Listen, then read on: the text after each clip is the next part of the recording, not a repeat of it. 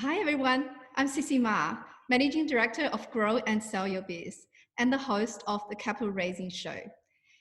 This podcast will be once a week, and my hope is that by showcasing successful capital raises, you'll be able to understand how and where to raise capital and avoid making the same mistakes others have.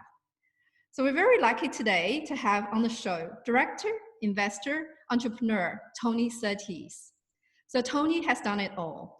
He's an ex-VP and GM of Yahoo, investor of Rapidly, Market Engine, VoiceBite, chairman of Laava, and founder of Zeetings, which has been acquired by Canva. And he's the chairman of Entrepreneurs Program Committee, accelerating commercialization from Australian government. Tony, thanks for coming back to the Capital Raising Show. How are you? Good, thank you. How are you? I'm good. Thank you very much. So you were on a show a couple of weeks ago to talk about the accelerating commercialization program. And that had actually received a lot of really good reviews. So thank you for that. And I really appreciate today that you're coming back to talk to us about more of your investing and capital raising experiences. So I guess we want to cover Laava and then Zeetings. So do you want to, I think you had some thing to talk about Laava yourself to start with. Do you want to share the video? Yeah. Yeah, look, let me just tell you about how I get involved in investing in directly in businesses and trying to help entrepreneurs on an individual basis. Sure. I got involved in Laava when it was a completely separate idea, and saw in it the potential to do something that had never really been done before. Okay. So the thing with Laava is that we see growth coming out of the whole COVID-19 crisis that we have, and it's so, curiously enough, we actually see these current circumstances, which drives consumers to want to have more trust in the things that they buy, as actually being helpful and supportive. So Laava is a mark of trust, and Laava is designed to provide protection and security and safety, as well as transparency for consumers who want to be able to see quickly what the provenance to something, where did that particular thing come from. So let me just share a quick video with you, takes a minute, of what Laava looks like when it happens to be on the bottle or on the label of a bottle of wine. So yes, I remember last week. Tell me when you're ready, and go. Okay. Yeah. So imagine you're in a store and you're actually looking to try to get a bottle of wine, and you want to know the background to something. You want to know the provenance, where that particular bottle came from, and also what it's useful for. So in other words, how do you actually mix it with certain types of foods? You can go on your phone and actually go onto a search page, and that would normally take you about 15 or 20 keystrokes to get to that. And then you end up on a page which is full of different search results, some of which you're looking for and most of which you're not. If, on the other hand, one of our Laava fingerprints happens to be on the label, you get a completely different experience. It's one single click, and you're able to get into this.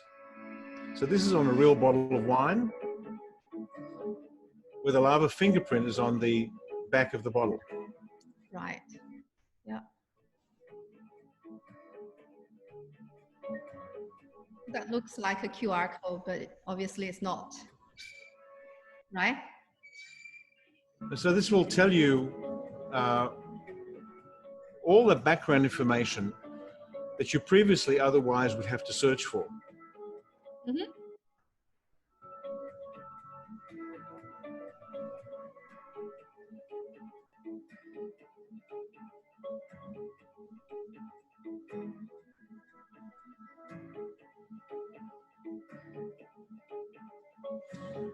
But what happens if that wine was not actually produced by that particular company? Okay, it'll tell you straight away it's a fake, right? Wow. And so under the circumstances, what the company, the brand owner actually knows, they can actually tell How many where. counterfeits are there? Wow. Yeah, that's correct. Yeah. Now this is actually our old interface. So we have a new interface, but the idea behind it is still the same, which is this empowers two different parties involved in the transaction of a purchase of something. Firstly, it helps the consumer to know so much more about the thing that they're looking for. It helps the brand owner to be able to tell what's actually going on in the market, where their real product is, and how it's actually being sold. It also gives the consumer a real-time update. So in other words, let's say, for example, more than just information, you want to find out that that particular product is fit and it's an appropriate state to be purchased and consumed. So this protects against protects the consumer against product that might be contaminated or might be tainted in some way. Yeah. Because when it's doing its checking, once it does its scan, it's giving you a real-time update as to that particular product. In other words, if it was withdrawn, if it should be withdrawn from sale, or otherwise there's additional information that you need to know, it will tell the consumer immediately upon scanning what that additional information should be. So there's a unique one for each bottle, or is that a unique one for each brand? Every single bottle has a different fingerprint on. Wow. Yeah, that's quite amazing. Now we currently have live product both in Australia and in China. So we're specializing in food and in wine, and so we have repeat customers. So we've taken this from a raw idea. It was actually discussed in a completely different context, which was originally a lost and found idea. Okay. And we've built it onto something which is truly transformational. I just want to spend a minute about what the transformation is. People have talked about blockchain for a very long time. And one of the really big opportunities around blockchain is how blockchain can be applied to supply chain applications. The interesting thing with blockchain is that you can't see a blockchain. It's invisible. And because it's invisible, the consumer actually doesn't get any direct benefit out of it and can't engage with it directly. But where blockchain is really powerful, it provides this transparency of information once it's presented in the appropriate form. So blockchain is this invisible infrastructure that sits behind something. But how do you make that thing visible? Now, the only way you can do it effectively now as a visual symbol is by using a QR code. And what I'm going to do now is I just want to sort of go from here and just show you what the QR code is. So what you shown earlier is not a QR code. The connection. No, it's not. Yeah. I mean, we use QR code all the time. There's QR code for WeChat, QR code for LinkedIn, you know, it's everywhere. That's right. And QR codes are, hugely popular, especially in China and in other parts of Asia. Yeah. The problem with the QR code is the QR code has embedded within it a whole lot of different codes, which you can't be sure about actually are the legitimate code. They don't tell you anything in particular about what that code is actually trying to tell you. So just let me move this to here.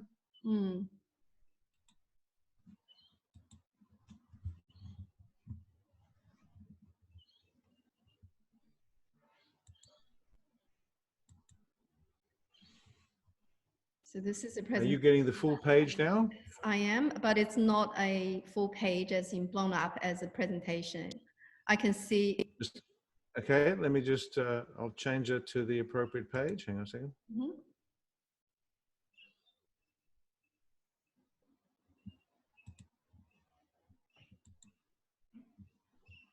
Yep. Okay. Mm-hmm. But you're actually getting my, let me move that around. Okay. So this is what a QR code looks like. Mm-hmm. And the problem with QR codes is that they can be copied and Yep. it's raw machine code that your phone is actually picking up on. Right. So when you've got this raw machine code like that, the problem is that it can actually embed within your phone malicious code that will direct it to the wrong place. Okay. And there was Australia's leading exporter of cherries, a company called Reed Fruit, was finding that there were fake QR codes with their name on it, directing consumers in China to a fake website. Wow. And these sorts of things can happen all the time. So what we've done is we've made sure that we protect consumers against that particular type of incident, because when we put one of our own codes, which are a visual symbol but don't have any embedded coding in them, then what happens is that people will actually be able to run their scanner over that particular symbol. Right. Yeah. And I would invite anybody who's looking at this to go to scan.laava.id and actually pick up their phone and run it over this, and they'll end up with this. Right. Okay. So the difference between a QR code, which is everywhere, and QR codes, because each one of them is different and unique, QR codes married up with blockchain actually were developed to try and provide this sort of unique, individual, serialized, like a serial number, mark that consumers can check on. Right. So what we've done is we've taken an original idea and technology that's come out of Australia to try and solve a global problem. Yeah, this is a huge market, isn't it? Because there's the counterfeiting is such a big problem in Asia, in China in particular. That's correct. And the problems go well beyond food. They go beyond anything that somebody needs to authenticate. So the places where we're working and the products that we're working on are quite varied. We've started off with food, but essentially anything that needs to be authenticated, like a document or spare parts or medicine, anything at all which you want to be sure about that you're getting the genuine product, can have a Laava fingerprint applied to it. So I'll give you one statistic, which is an interesting problem that we are also beginning to address. I don't know, have you ever received a fake invoice from someone? Oh, yes. Plenty. Recently, actually. Oh, you've gone silent. What? Hang on. Your sound has dropped out. Have I? Oh, that's odd. It looks like it's okay from my end. Is it okay? Can't hear you. Ah, that is odd. It looks all right on my end. So now we can hear you. Now we can hear you. yeah, okay. So what in the UK, for example, 1 in 7 businesses actually paid a fake invoice in 2019. Wow. Okay.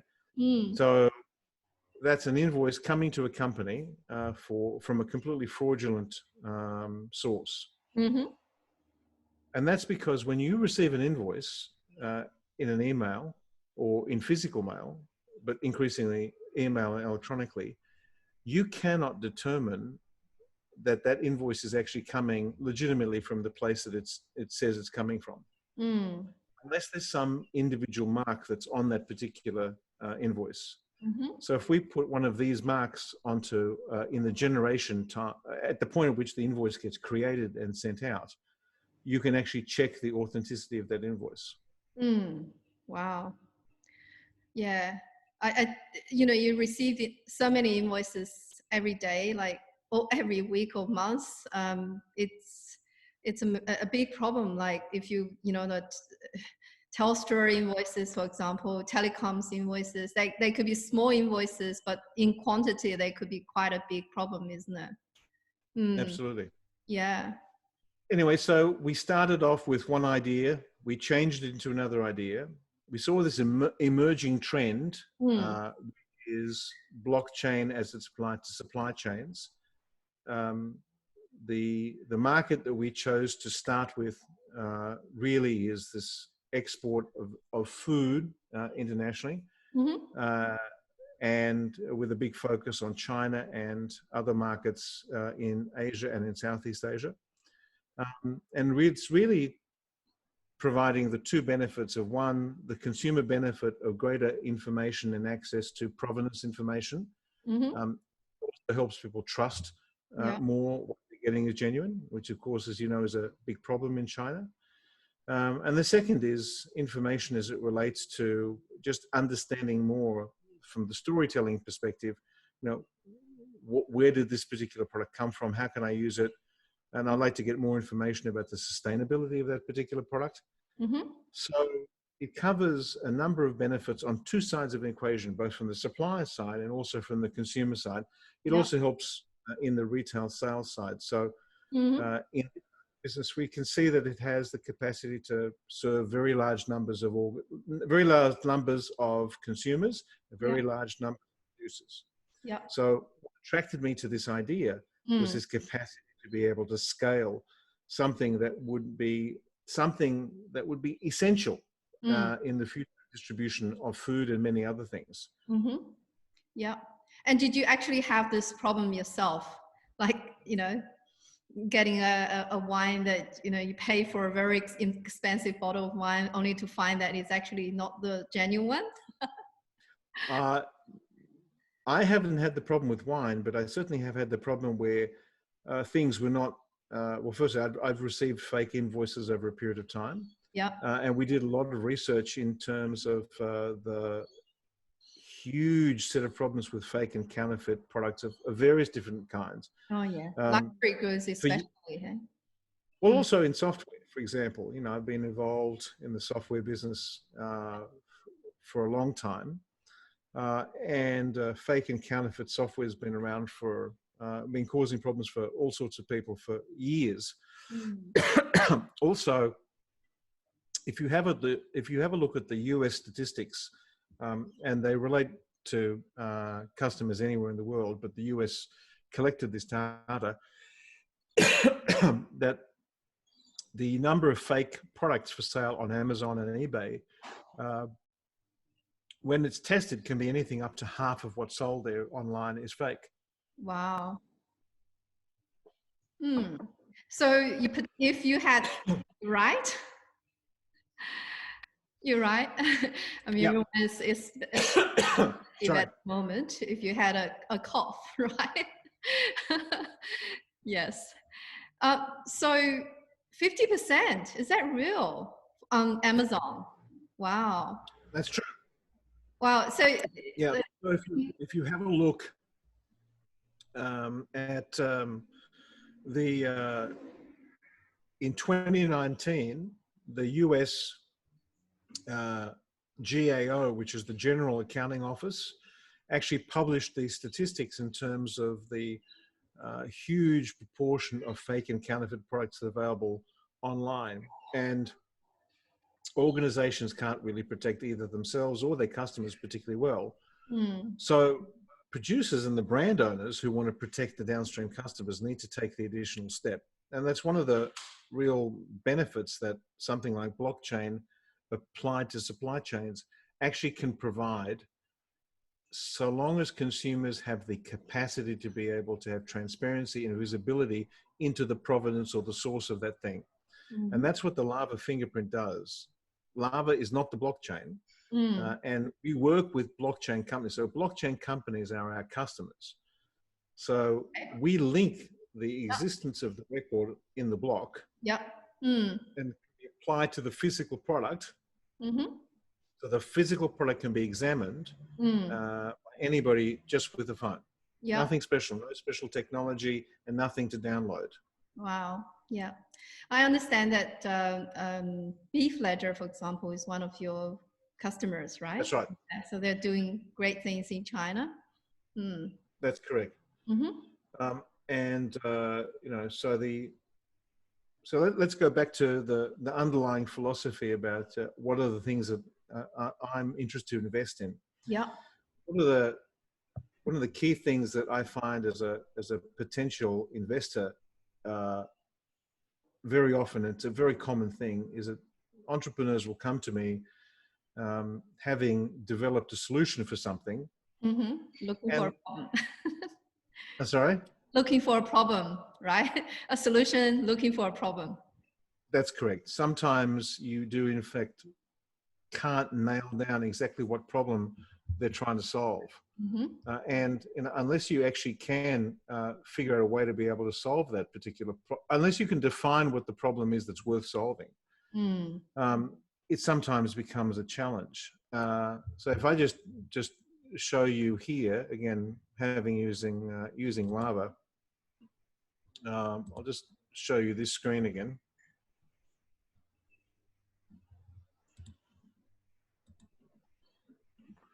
So you can see here, this is from an Australian perspective, but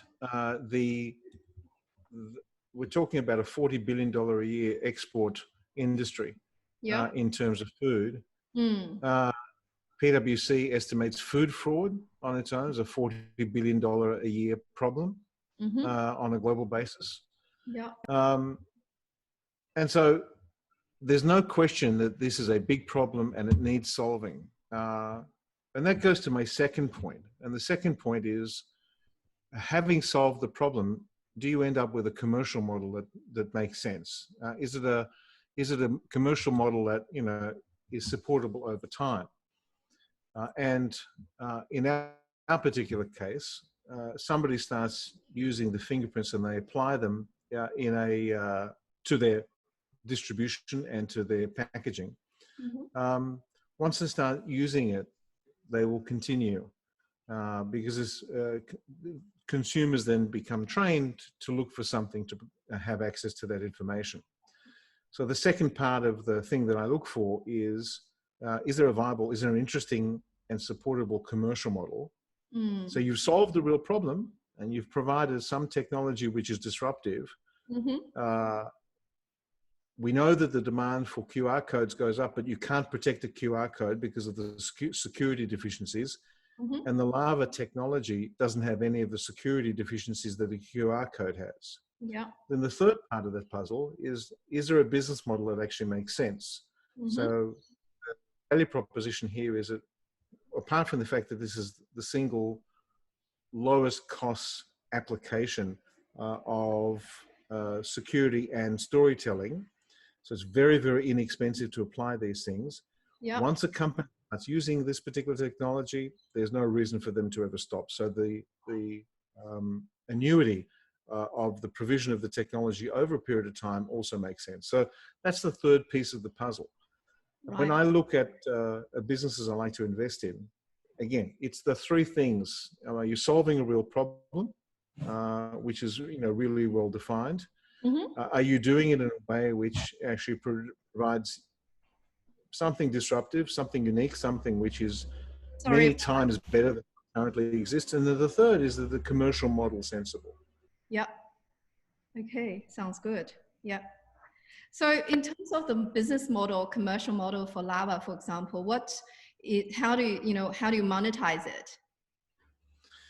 We will basically provide the images, the fingerprints, and we charge for them either on a per unit basis, or on the number of based on the number gets issued, right. Or on how much information gets packed in. You saw, for example, in the wine example, there were lots and lots of pages of information with a lot of different links that the consumer has access to. So depending on how deep and how rich the storytelling requirement by the brand actually is, will determine how much we actually charge. But the intention is to provide the vast majority of the safety and security basically for free. Okay, that's Interesting. Yes, and I guess it's a B2B model then. So your clients are business. Yeah, Yeah, yeah. it's definitely a B2B model. But when one of the opportunities on behalf of the brand who wants to tell their story Mm. in a deeper, richer way is that they are able to tell it directly to the consumer. And so they're actually turning the label into a form of interactive media. Yeah. If you actually think about it, a label is dead, non-interactive Yeah. media. Okay. So part of the proposition really is to try to make sure that the consumer experience is something that really fits very easily into what they're trying to do. Mm. So what I'll do is I'll just flick back to this screen again and show you how we actually use this on a real product in China. Mm-hmm. Okay, so one of our partners is this company Reed Fruit. I made reference to them earlier. And what we recognize that for their Chinese exports, everybody, or certainly all of their consumers, were very used to using WeChat. So we created this WeChat symbol, which is scannable with WeChat. It would take you to the Laava scanner. Mm-hmm. Okay. This was the mark that was there on each particular product. And because this arrangement of the Laava marks on the fingerprint, they're different every time. Just in exactly the same way that a banknote in cash has a different serial number. Every one of those is different, right? And that will then tell the unique story of that particular product. And so this then gives the consumer this particular experience to be able to find out much more about the particular product that they're considering. It's very interesting because that mark certainly doesn't look like it's very complicated. It looks quite simple.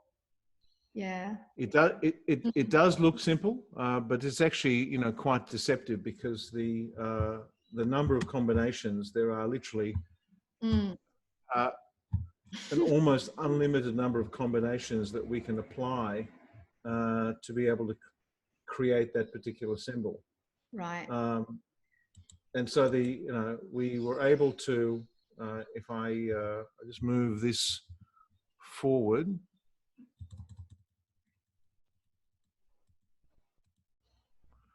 As you can see here, sorry, let me just go back one. We actually worked with an Australian company just recently to put Laava onto PPE masks just recently. Very good.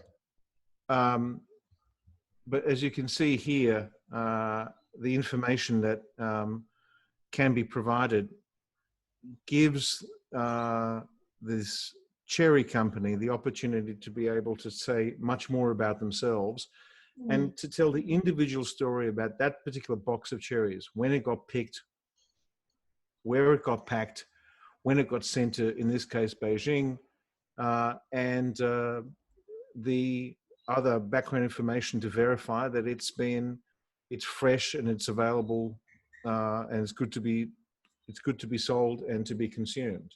And it has so there's a number of different. I'm sorry. It has a video as well, right? They can collect to the video. It looks like. That's correct. There's a video in there as well, and it'll give you all that additional information. So the point about it leads to a more a more informed consumer with the capacity to be able to make choice on the basis of having more information available to them. Yeah, that's certainly. So I've seen something like this, what you did before on a different product as well. So it's out there now. That's right. Yeah. So this is all Australian technology, but it's solving a real problem, and it's lining up with the trend. And the trend is that consumers want to be able to trust more. Retailers and brands need to be able to track the information further and to protect their customers. And it's a commercial model that actually solves a legitimate problem at a price point which companies are prepared to pay. So those are the sort of three basic sets of concerns that any investor really needs to, consider when they're thinking about, well, is this a business worthwhile investing in? Is that it? What you want to talk about in terms of Laava, or? I think so, and I think the point here is that this is a developing story. We work very closely with government. We work very closely with the industry associations. In fact, we've helped to create a new industry association. So even a startup can get involved in the development of industry-leading activities. Right. So together with a couple of different companies, we've helped to create, excuse the cat walking behind me. That's all right, I can see that. Yeah. It's lucky so far. There he goes. It hasn't hopped up on the table so far. But so we've created an entity called the Asia Pacific Provenance Council. And we've partnered with a number of different organizations, large ones as well. And we've got the support of people like Alibaba and MasterCard, as well as other organizations such as Fresh Supply Company and Certain, who are we're working together to try to make these new transparent standards available. And it feeds this sort of insatiable demand by consumers to want to have more information. Yeah, very much so. That's really good. It is a really worthwhile problem to be solving. Yeah.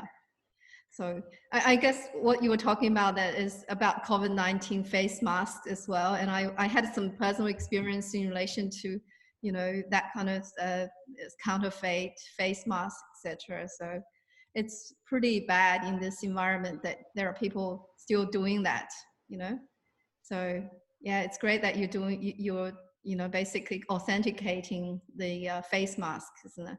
Is that just happening in Australia, or is it global that you're? That's just happened here, and we partnered with this company Foxel, and we've also worked with the Australian-made organization, the organization that issues the little green triangle, to make sure that anyone could get a face mask and instantly authenticate that it's been made the right way, that it meets the required standards, and that it could be traced if needed. And for something like this, you don't want to take risks. You don't want to accidentally consume something that probably wasn't actually intended for use in the right way. Very much so, yeah. Because I have seen, people even make fake certification things from FDA or CE. Yeah. Fake and counterfeit or drug substitution is a major problem internationally. One of the first statistics that we ever came across, which pointed to a major global problem, was anti-malarial medication, which was distributed by global nonprofits in predominantly third world countries. A lot of this was, there was 150,000 people a year died because of counterfeit anti-malarial medication. Again, part of the problem is that the people who are distributing this can't confirm, they can't authenticate at the point of distribution whether that medication, which looks completely genuine, actually contains the right drug, and that it's intended, it's fit for purpose. And it's not much point providing some complex technology that requires a special device to be able to do a drug assay on the point. Again, our mark, if it's applied properly and under the right circumstances, is readable by any mobile phone. And so it's then easy to authenticate that whatever that mark is applied to is actually a legitimate thing. So again, the further you go into looking at counterfeit products, the more and more disturbing the data actually becomes. Yeah. But even beyond that, just again, not even fake or counterfeit, there's an enormous degree of problem with food that has been tainted or otherwise been, contaminated in some way through the distribution process. So if you want to protect consumers and allow consumers the transparency to know whether the thing that they've considered purchasing or have in fact purchased is still good to use, they need to be able to refer to something very, very quickly, automatically, and easily. And that's the space that we fall into. Yeah, very much. So again, real problems on a global basis, and it's designed to make a real difference to people's lives and to make a substantial difference to how businesses operate. And again, coming back into let's say a more normal commercial world, more and more people will demand more and more information to be able to justify the trust that they put in brands. So brands have to tell their story. As a marketing person, one of the first things you get taught, the difference between a commodity, which sells for very little, and a brand that sells for a lot, is a brand is a commodity with a story. Yeah. So you need to be able to tell that story in a way that's both believable and appropriate and convenient for the person who actually wants to hear that story because they have a need to know. Yeah.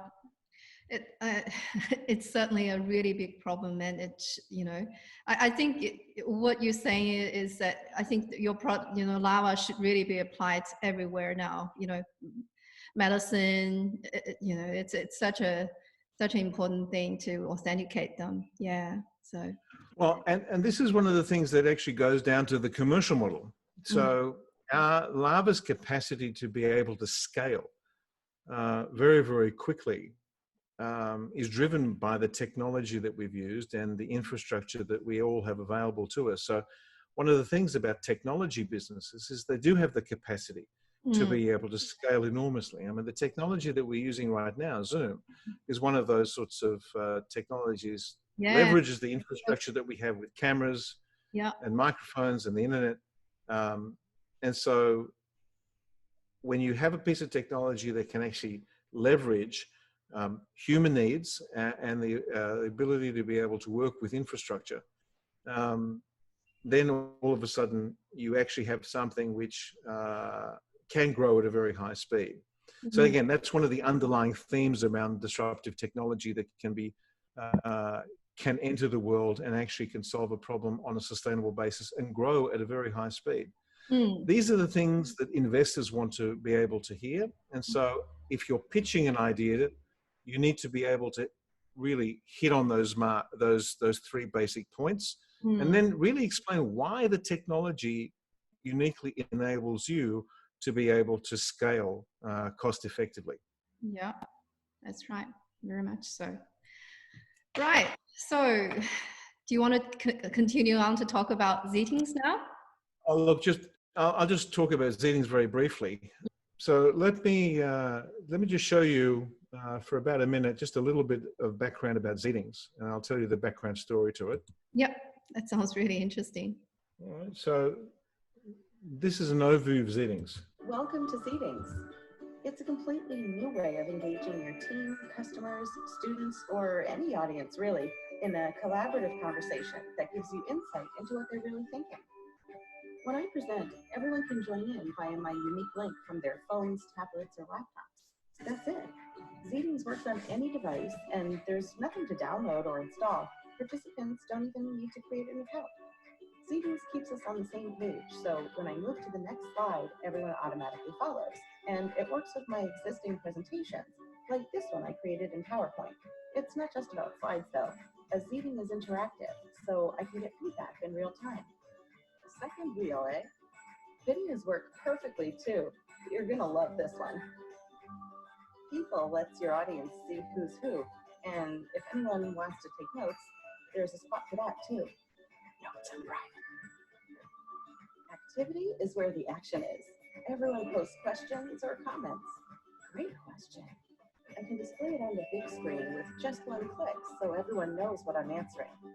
I can also display the whole feed as a live wall. This really gets people involved. Let the group post anonymously so they share what they're really thinking, and use up votes to know which questions they really want answered. The great thing about Zeetings is it's really easy to use. Creating polls takes just a few seconds. What are we going to call this thing? Let's try dual wheel cycle on for size. Definitely. No way. And make wood. The same goes for surveys, embedding content, adding videos, and more. New content is added to the end of your Zeeting and can then be moved into place with just a drag and drop.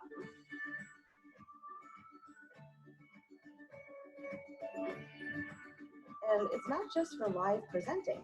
You can also send a link to a Zeeting so people can page through it, vote, and comment in their own time. You'll get notified along the way, so you know exactly what's happening. And by the way, all that feedback you collect from responses and polls to personal information you ask participants for is all accessible in your analytics dashboard. So the whole concept about Zeetings, which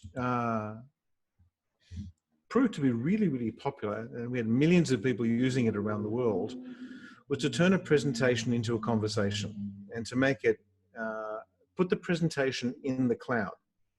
So you didn't need to make a presentation in a room where everybody was in the same place with a projector. You could actually have the presentation in the cloud and it would appear on everybody's screen simultaneously. And it also give you this interactivity capacity to be able to then ask questions and get feedback both in real time and also share their presentation so that people could participate in their conversation even if the presentation was over, because the presentation would continue and then people could individually consume it and share it at any point when they wanted to. So ideally, actually, ironically, I'm sorry, Zeetings would have been very popular now. Yes, that's right. If we had a really big Zoom meeting, we could use Zeetings as well. Is that right? That's correct. Now, Zoom, fun enough, I think has actually incorporated a number of the features of Zeetings at the time. But the concept was there were literally millions of PowerPoint presentations around the world any day, on any day. And we thought, I wonder what would happen if you could make these virtual and if you could actually keep that presentation or make that presentation interactive. Partly because when someone's done something in a presentation, they learn more. They actually, that's right. Because if you talk at people, they tend to forget or they're not involved. That's right. If, on the other hand, you ask a question and you ask people to respond to that question, they're more likely to actually be engaged in what the underlying message is, as well as remembering something and having a better takeaway. So these were the features that were built into the core engine. And again, we used what was the best available technology at the time to enable us to be able to have these presentations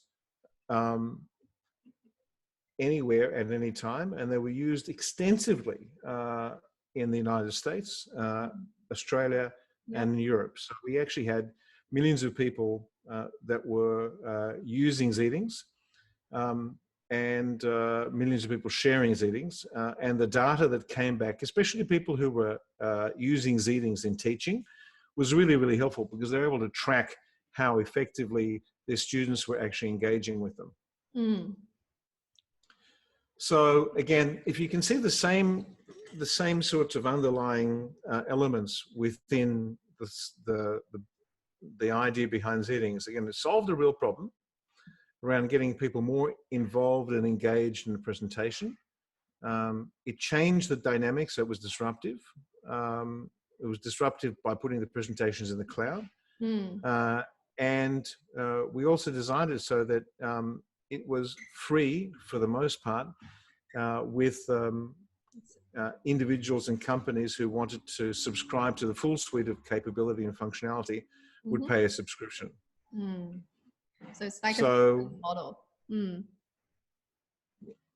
Yeah, so those are the same characteristics, the same sorts of things that, again, I think are interesting, scalable opportunities that solve a problem over a period of time. Right. So how did Zeetings, I think it got acquired by Canva. How did that happen? That's correct. We actually knew Melanie and Cliff very well through the Australian entrepreneurial ecosystem. And in fact, one of our co-founders had indirectly invested in Canva, I believe. And because it was a small ecosystem, it became apparent that one of the big things that Canva really was keen on doing was putting more and more functionality into the designs that they had, or the design templates and the design tools that they had. And it turns out that one of the key areas that design was being used and was being applied was in presentations. And so it was a logical thing from their perspective to actually look at not only what we had done, but also the team of us, which was a very small team. I mean, Zeetings grew fundamentally with 4 people. So it was always a very small company. But it developed all the technology that it had in-house. And so the team of people who were at Zeetings all went to Canva. And so we were delighted that a lot of the Canva product development suite was then influenced by the same people who had developed Zeetings. And those people are still there today. In fact, my co-founder of Zeetings is now their head of product at Canva, a guy called Rob Kowalski. Oh, yeah. So, you know, we continue to have a very good relationship, and the Zeetings founders Canva shareholders. So, you know, we have a very good relationship, and we were delighted that what we had created, they could apply to a much, much bigger customer base than ours, and find it useful. Yeah, I guess in the current environment, I'm not sure about, you know, like how are they actually being used right now? You know, there's a lot of virtual meetings. It sounds like meetings would be applied quite a lot if, you know, because people are doing all these virtual meetings, and if they can use that as, you know, interactive tool, then it sounds like it's really good. Yeah, but I haven't actually, I've been to a lot of Zoom meetings. I haven't actually used the Zeetings in that kind of environment. So I might just give it a try myself. You should. I'd encourage you to give it a try. Yes. But actually, one of the reasons for raising Zeetings, so I'm co-founder of both Laava and Zeetings. And I think one of the things here that Zeetings demonstrates is that very often, if you build something and it works and it solves a problem and it can scale, your exit, should you have one, is more than likely to be a company that really wants to develop and build on top of the thing that you've actually started to build. And so Canva buying Zeetings was very much part of that story. Yeah, like a strategic buy, basically. Yeah, it makes sense. So I can tell you with my other hat on, from many years ago, so when I was at Yahoo, Yahoo often grew by acquiring businesses and by rolling them into the Yahoo platform. And so as a senior person at Yahoo, I would spend a lot of time actually working with our biz dev people who were identifying promising technologies that could be rolled into the Yahoo platform. either through partnership or through acquisition. And so we spent a fair bit of time actively looking at that. And I think that for early stage businesses, yes, you should be considering how you can identify those major organizations who might be able to use the technology that you've developed in a way that perhaps you hadn't originally considered. Yeah. And sometimes even other technology companies like, look at synergies as well, right? So not necessarily a really big company, because I've seen cases where, ed tech, for example, different parts of the ed tech market, but when they put together, then they're able to service an entire supply chain pretty much, which, it's probably not a lot of what Yahoo's doing is to acquire different businesses that could service much, part of the client base, right? Different requirements of the client. Yeah, I mean, large companies sometimes used to have the idea that only good ideas were invented here. And sometimes they still believe that, but especially in the technology space, there's a lot of value in being able to look at smaller organizations as effectively helping you to be your R&D in very significant ways, and helps you to expand your value proposition. So again, one of the skills that an entrepreneur ought to be able to, especially in technology, is to be able to understand how to be able to partner with large organizations and how to be able to navigate through their decision processes, because it is likely that if you're going to have an exit, part of your exit options are going to be will involve being acquired by a larger organization. Yeah. But I guess for entrepreneurs, I think some of the questions people were asking is that how do you actually navigate a large organization? If take Google or Yahoo or any one of those companies, you can have, I think that every one of them have a strategic development part. So do you, if you want someone to if you want them to potentially acquire you, how do you actually present to the large company? How do you navigate that? Can you provide some insights into that? From your experience. I know. I understand. I understand your question, and I'm going to give you somewhat curious answer. As a smaller organization navigating with a larger one, you've got to find the line between not being a pushover and not being arrogant, of creating real value, but understanding how what you can do is really add value to the underlying value proposition that particular company is looking to provide. And so often large organizations, when they acquire small ones, it's what known, especially in the US, as an acqui-hire. In other words, they're acquiring to buy the team that actually created that underlying thing. Yeah. And so you've got to be able to find a way to be able to navigate that large organization while preserving the values of the smaller one. And that's why I'm saying it's helpful to find people who've been through this process before, of navigating, or maybe have come from a large organization, as well as dealing with the scrappiness and the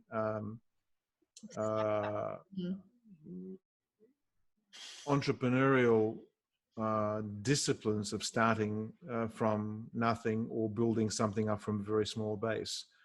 So it's really a blending of skills and capabilities to bring in large organization experience and small organization experience at the same time, and make sure that all those voices around the table actually get heard, and you're able to then solve the problem for that large organization. Again, if that large organization did not see value in you, they wouldn't necessarily be coming to you. That's right. Yeah. And I guess sometimes you see the value in helping the big organization, but the big organization may not see the same. So that's when you have the problem, isn't it? You got to, and the other thing is with large organization is that things don't move quickly. You know, you got to take time to get into a large organization. What would your advice be in that case? Because, you know, startups, they're living on, you know, maybe 12, 18 months of runway. And sometimes to get an account with, or if you wanted them to be a customer, or if you wanted them to be an acquirer, it could take longer than that. What would your advice be in that respect? You've got to look at the individual circumstances. It is not common, but it does happen that large organizations actually want to move very, very fast. And so, you know, a small organization might be surprised by that. At the same time, I think what is a fairly good piece of advice is that as a small organization, don't become dependent upon doing that deal with that big company. Yeah. You need to be able to have a plan A and a plan B and make sure that if at any point in time that deal looks like it's either moving too slowly or it's getting distracted, or what often does happen in a large organization is the person who was driving a particular opportunity or a transaction, they get reassigned or they leave. Yeah. And then you have to feel, oh, you got to start all over again. Exactly. You have to re-educate them. Yeah, very much so. Right. So I think that again, it takes the small organization. It demands in the leaders of that small organization a good deal of wisdom and patience, as well as an ability to be able to really be quite clear on what it is that they're looking for. So again, it's trying to find that line between not being arrogant and not getting pushed around. Very good. Thanks for that advice. That's really great. So Tony, thank you so much for your insights today. You've provided enormous value to our listeners. And so thank you for listening. If you want to hear more about the topics or others, go to my website. As Richard Branson said, learn to raise capital by any means necessary. So tune in again next week on the Capital Raising Show to hear another successful capital raising experience. Thank you again for listening.